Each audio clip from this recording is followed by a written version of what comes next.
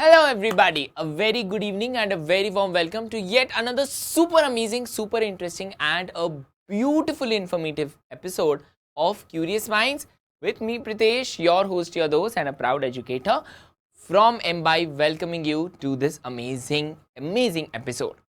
Curious minds एक ऐसी amazing सी series है जो मैंने स्टार्ट की है specially for grade 6, 7, 8 where I come up every day from Monday to Friday at 5:30 and tell you about so many different kinds of topics. We talk about everything from technology to automobiles to environment to animals and plants and microbes and whatnot.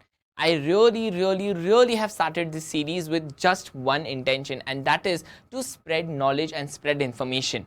I don't want my students to remain confined to the knowledge that the books are giving them. I really want them to know something that is beyond their textbooks.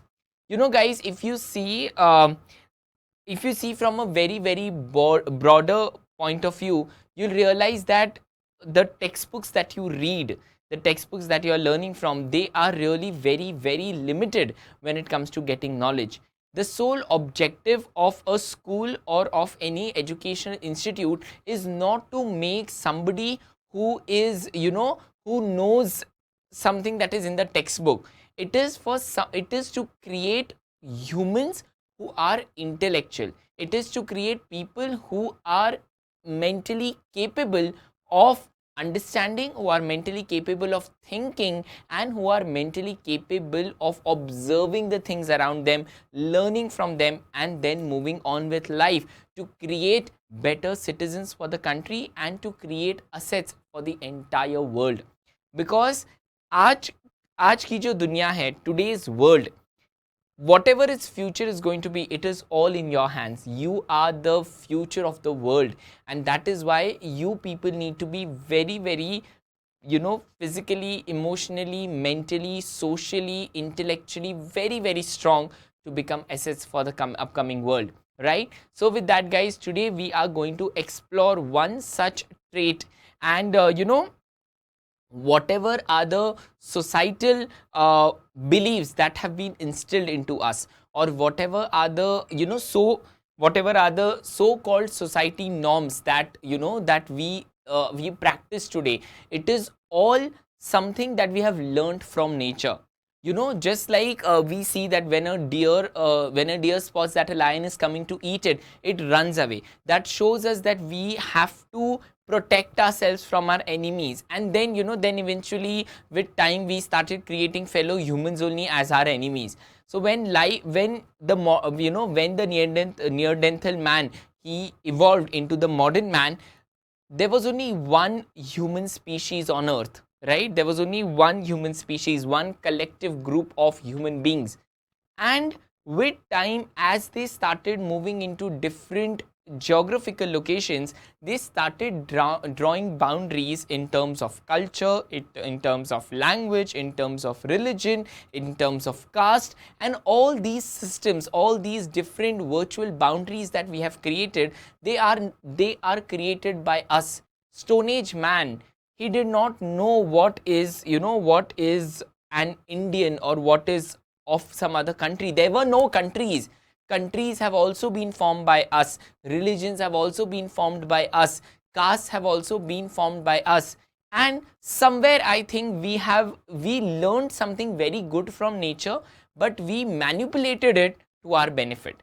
And that is what today's topic, albino animals, is also all about. Let us explore, guys, but before that I would like to tell you a little bit about this amazing Embibe page, which gives you unlimited and free of cost immersive interactive learning experience, and where you get free access to test, assignment, study material, question, solution, explanation to solution, books, reference books, NCRTs, and that too of any board, any grade, any subject in any language. So make sure that you explore the Embibe page in your leisure, and you can also download the Embibe app, which is freely available on Google Store and Apple Store. Also, guys, I want you all to connect with us on Telegram, because Telegram is one such channel where you get your academic doubts solved, you can get the PDFs of the classes, and you also get all the updates that is happening on the Embibe Achieve CBSE Class 6 to 8 YouTube channel. So make sure that you connect with us there as well. Now, talking about albino animals. First of all, what do you mean by albino animals? Albinism. Albinism is a disorder where the person's skin does not generate enough melatonin and the person's skin turns white. The eyelashes are not black, they are white. The hair is pinkish, right? You might have seen these people around. The same happens in case of animals as well. Even in animals, there is albinism. There are albino pigeons, there are albino crows, and there are many beliefs that if you spot, superstitious beliefs that if you spot an albino crow, something bad is going to happen. Albino crow means a white crow. You can Google, it looks so pretty and so cute, but people think because it is unusual, because it is rare, if you spot it, something bad is going to happen. Again, these are all just superstitious beliefs. Now, if in a group of lions, there is an albino lion cub that is born, you will not believe, but the entire pack of lions will ostracize, or they will boycott that albino cub. The mother will not feed that cub. The pack of lions will not, the pride of lions will not take it in its group, and it will be discarded, it will be boycotted. Now, animals do not boycott that white one because it is of a different color. They do not boycott it because it has got some disease, or it has got some disorder, it has got some melanin deficiency. It discards it because animals don't have that discrimination thing in them like humans, like he's of some other caste, or he's of some other religion, or he's of some different country, so we should be careful. They don't have all that in them. For them, they cannot look at that cub the way they look at all the others. That cub looks different, so they think that it is not a part of us, it is not a lion maybe, and that is why they boycott that particular individual. Same in crows. If there is one albino crow, all the other remaining crows, the flock of crows, they will just discard that white one. It is not because they have anything against it, or because they are they are disgusted by its white color, because crows are naturally black. It is because they cannot look at it as a crow. They think that it is some different species who is not a part of us, right? So that is what humans gauged, that is what humans understood.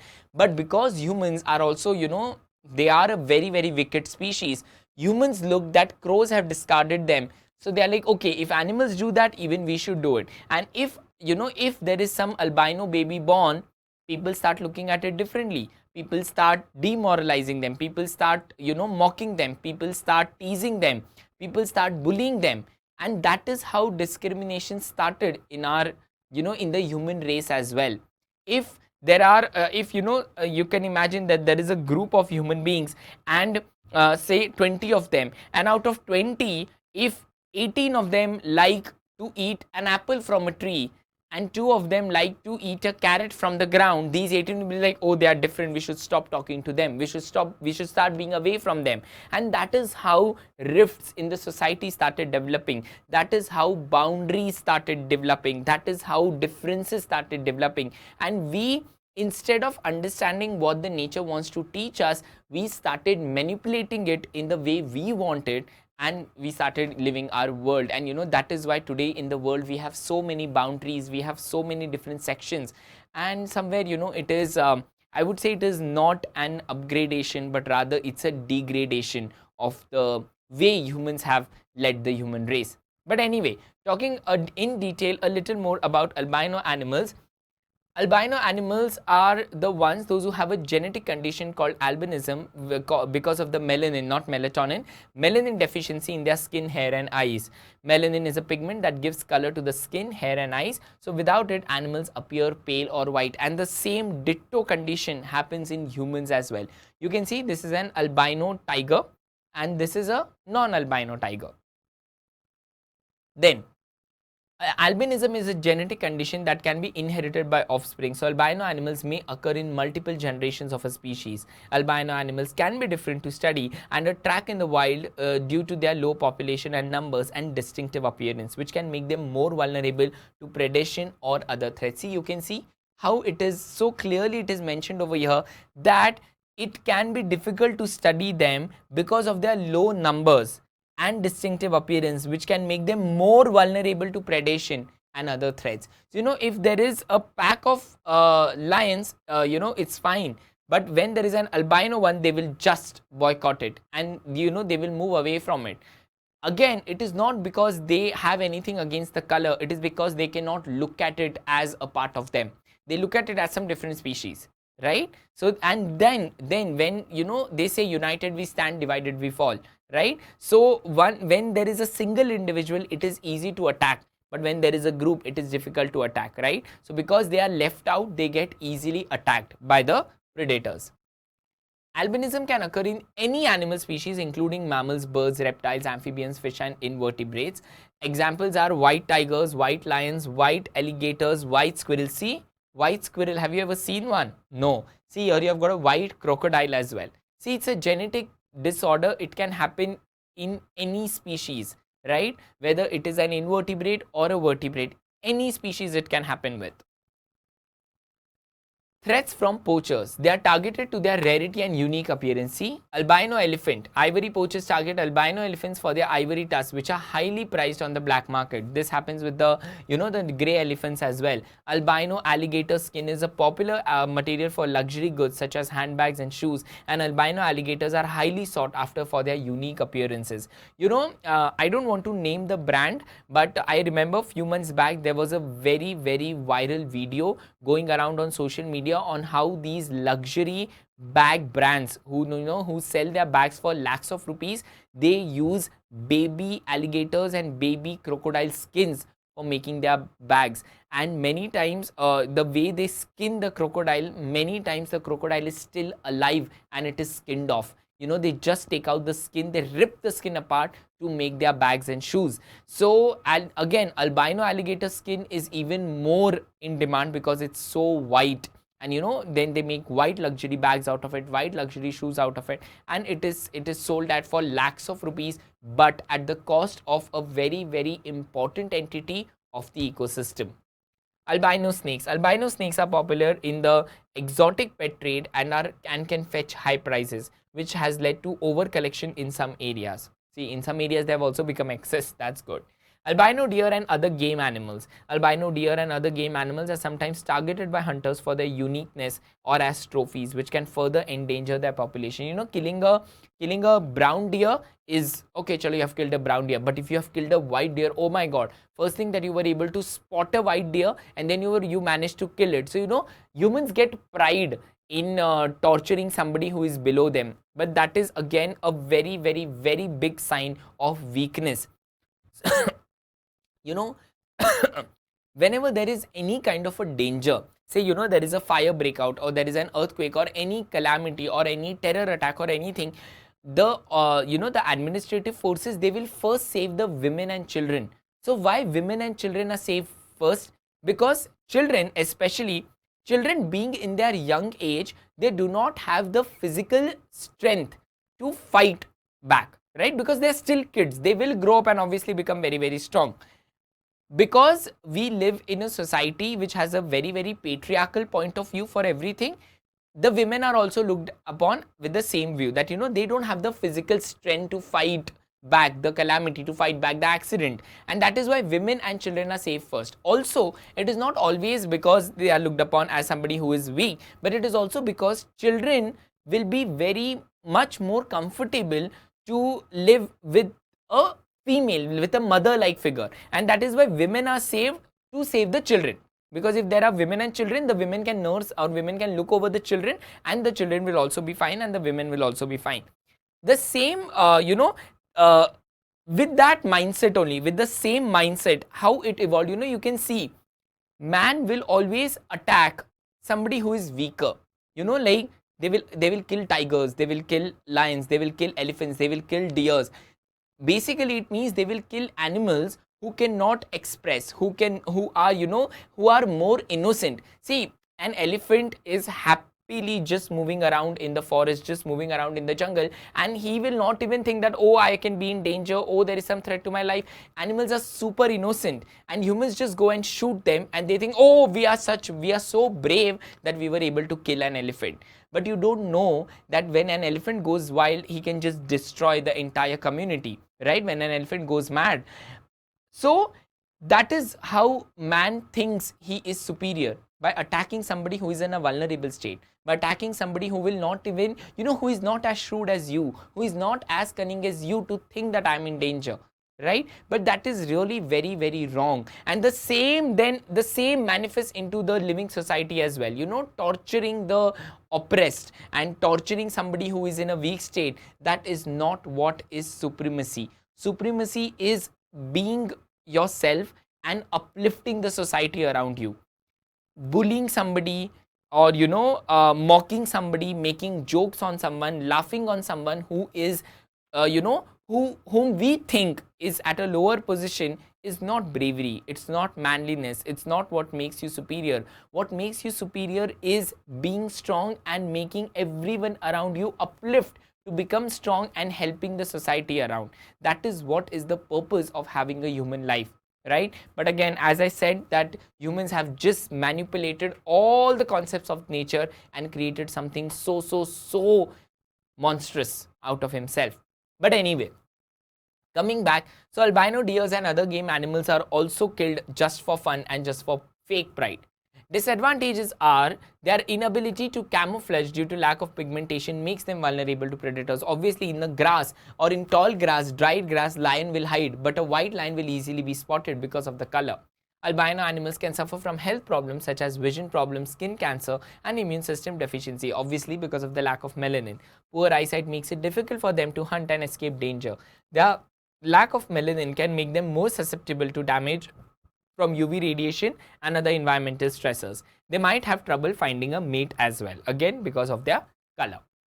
What is Lewisism versus albinism?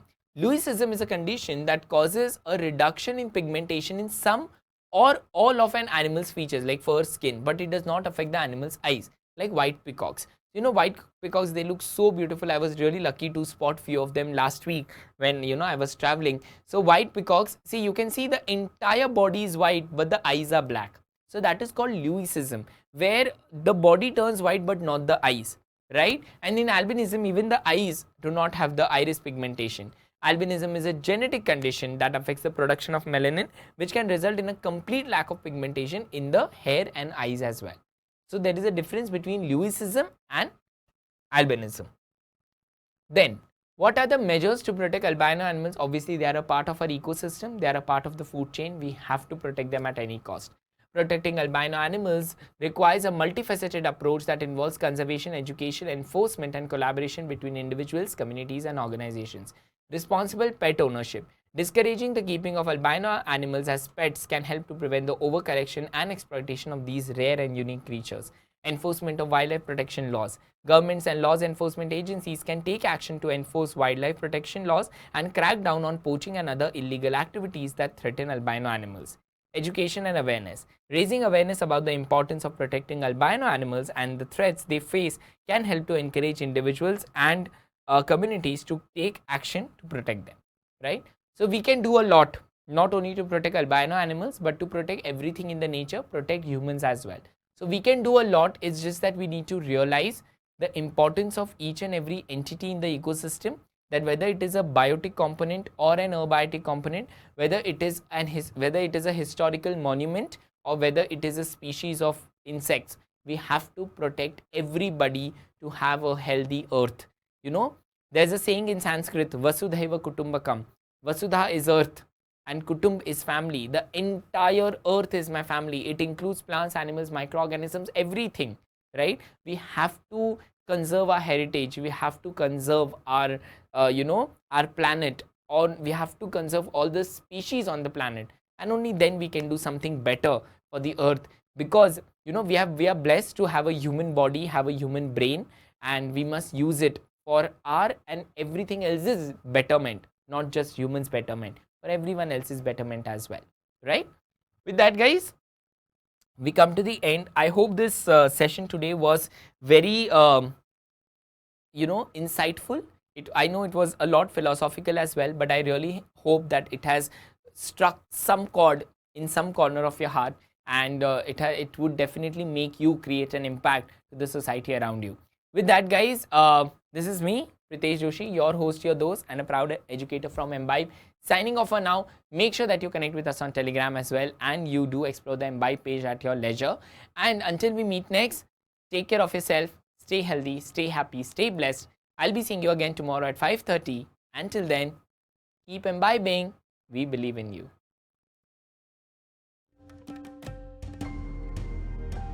Keep imbibing.